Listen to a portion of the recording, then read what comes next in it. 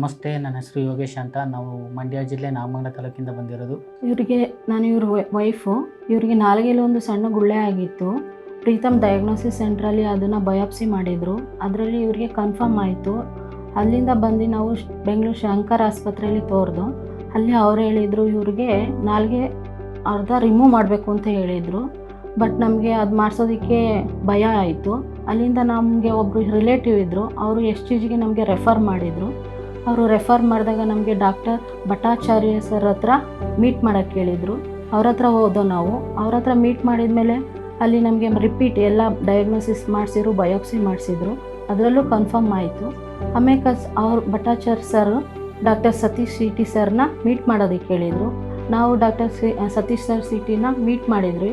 Sir ಹೇಳಿದರು ಇದು surgery ಒಂದು ಸತಿ ರೆಫರ್ ಮಾಡೋಕ್ಕೆ ಹೇಳಿದರು. ಆ ಡಾಕ್ಟ್ರಿಗೂ ರೆಫರ್ ಮಾಡಿಸಿದ್ರು. ಅವ್ರು ಹೇಳಿದರು ಸರ್ಜರಿ ಡಾಕ್ಟ್ರು ಇದನ್ನು ಇವಾಗೆಲ್ಲ ಕೀಮೋ ಮತ್ತು ಇಮ್ಯುನೋಥೆರಪಿ ಕೊಟ್ಟು ಇದು ಮಾಡ್ಬೋದಪ್ಪ, ಡೈರೆಕ್ಟ್ ಸರ್ಜರಿ ಮಾಡೋದು ಅವಶ್ಯಕತೆ ಇರಲ್ಲ ಅಂತ ಹೇಳಿದರು. ಸರಿ ಸರ್ ಆಯಿತು ಅಂತ ಹೇಳಿದ್ರು.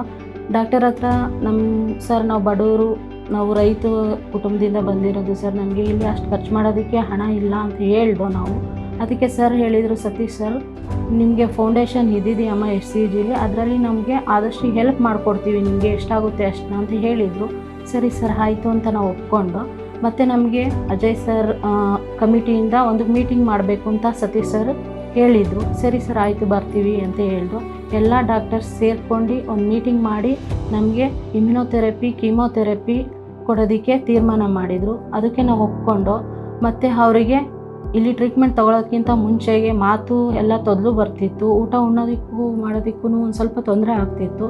ನಾವು ಕೀಮೋ ಮತ್ತು ಇಮ್ಯುನೋಥೆರಪಿ ತಗೊಂಡ್ಮೇಲೆ ಅವ್ರದ್ದು ಗಾಯ ವಾಸಿ ಆಗಿದೆ, ಮತ್ತು ಅವ್ರಿಗೆ ಊಟ ಮಾಡೋದಕ್ಕೂ ಆಗ್ತಿದೆ, ಮತ್ತು ಅವರು ಮಾತೆಲ್ಲ ತೊದಲು ಬರ್ತಿದ್ದು ನಿಂತೋಗಿದೆ. ನಮಗೆ SCG ಆಸ್ಪತ್ರೆಯಿಂದ ಇವಾಗ ನೆಕ್ಸ್ಟು ಸರ್ಜರಿ ಏನಾದರೂ ಬೇಕಾ ಇಲ್ಲ ಏನು ಅಂತ ಹೇಳ್ತೀನಿ ಅಂತ ಹೇಳಿದ್ದಾರೆ ಸತೀಶ್ ಸರ್ CT. ಮತ್ತು ನಮಗೆ SCG ಕಡೆಯಿಂದ ಡಾಕ್ಟರ್ ಸತೀಶ್ CT ಸರ್ ಮತ್ತು ಅಜಯ್ ಕುಮಾರ್ ಸರ್ಗೆ ಧನ್ಯವಾದ ಹೇಳ್ತೀನಿ.